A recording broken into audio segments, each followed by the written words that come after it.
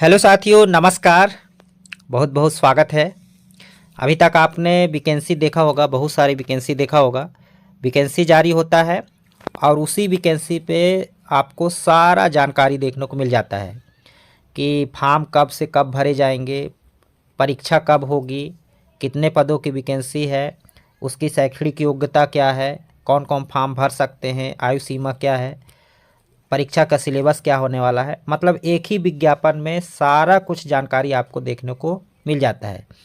लेकिन इतिहास में ये एक ऐसी भर्ती परीक्षा होने जा रहा है जिसका एकदम 1-2 महीना के अंतराल में सब कुछ अलग अलग जारी हो रहा है।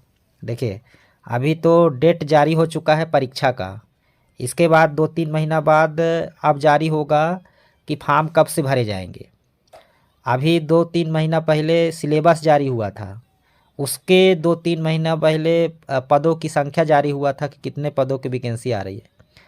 मतलब गजब का देखने को मिल रहा है भाई, है ना। तो बहुत सारे साथियों में असमंजस की स्थिति भी बनी हुई है। अभी आपने परीक्षा का डेट जो जारी हुआ है देख लिया होगा, जिसमें अभी पद जारी जो हुआ था, वैकेंसी जो प्रस्ताव जारी हुआ था 5,000 शिक्षक भर्ती की, उसमें सहायक शिक्षक प्रयोगशाला का, इसके साथ ही व्यायाम शिक्षक यानी पीटीआई का पद मेंशन किया गया था। लेकिन यहाँ पर जो डेट जारी किया गया है उसमें कहीं पर भी उल्लेख नहीं किया गया है कि उसका कब होगा, जैसे सहायक शिक्षक प्रयोगशाला का और पीटीआई का। इसी के साथ ही बहुत सारे साथियों में ये देखने को मिल रहा है कि जैसे शिक्षक का अलग अलग विषय के लिए पोस्ट हैं, इसी प्रकार व्याख्याता के लिए भी अलग अलग विषयों के लिए पोस्ट हैं। तो क्या एक ही दिन परीक्षा होगा? अगर मान लीजिए कोई साथी संस्कृत या फिर अंग्रेजी से भी एमए किया हुआ है, शिक्षक स्नातक में संस्कृत और अंग्रेजी में भी स्नातक किया हुआ है, अगर दोनों पदों की योग्यता रखता है तो वो किस तरीके से फॉर्म भरेगा, किस तरीके से एग्ज़ाम देगा। तो ये असमंजस की स्थिति बनी हुई है। तो साथियों, केवल यदि आप संस्कृत और अंग्रेजी दोनों में योग्यता रखते हैं तो कोई एक विषय पर आप फॉर्म भर सकते हैं, क्योंकि परीक्षा का डेट यहाँ पर जारी हो चुका है। तो आपका जिस विषय में पकड़ ज़्यादा होगी उसी विषय के लिए आप फॉर्म भर पाएंगे। इसी प्रकार व्याख्याता के विषय में भी देखने को मिल रहा है। ठीक है, तो जिस विषय पर आपका ज़्यादा पकड़ है उसी पर आप फॉर्म भरिएगा, क्योंकि यहाँ पर परीक्षा का डेट जारी हो चुका है ना। तो अलग अलग डेट पर ये अलग अलग विषय के लिए अलग अलग डेट यहाँ पर जारी नहीं हुआ है। तो पार्टिकुलर एक ही विषय का एग्ज़ाम होगा। ठीक है, तो ये ध्यान में रख करके आपको फॉर्म भरना है। हालांकि फॉर्म कब से भराएंगे अभी इसका डेट निर्धारित नहीं हुआ है। संभवतः जैसे अक्टूबर में एग्ज़ाम होने वाले हैं तो अगस्त या सितंबर में इसकी वैकेंसी जारी हो सकता है। फॉर्म का डेट निर्धारित हो सकता है कि इतने से इतना डेट तक फॉर्म भराया जाएगा।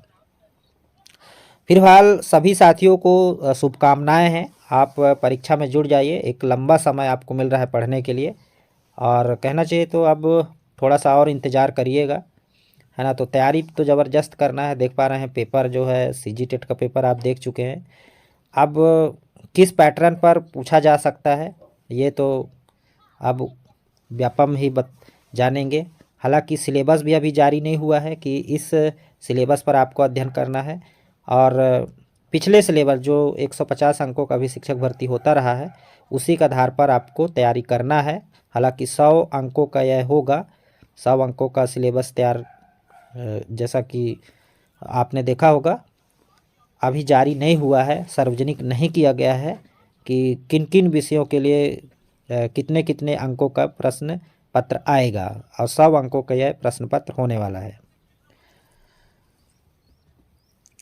उम्मीद करता हूँ जो मैं बताना चाह रहा था आपको कि छत्तीसगढ़ शिक्षक भर्ती का जो एग्ज़ाम डेट है वो जारी हो चुका है, और बिल्कुल तैयारी पर जुड़ जाइए, जानकारी मिल गई होगी। फिलहाल इस वीडियो में इतना ही। अगली वीडियो पर हम सिलेबस पर बात कर लेंगे कि किन किन विषयों पर आपको अध्ययन करना है। फिलहाल इस वीडियो में इतना ही।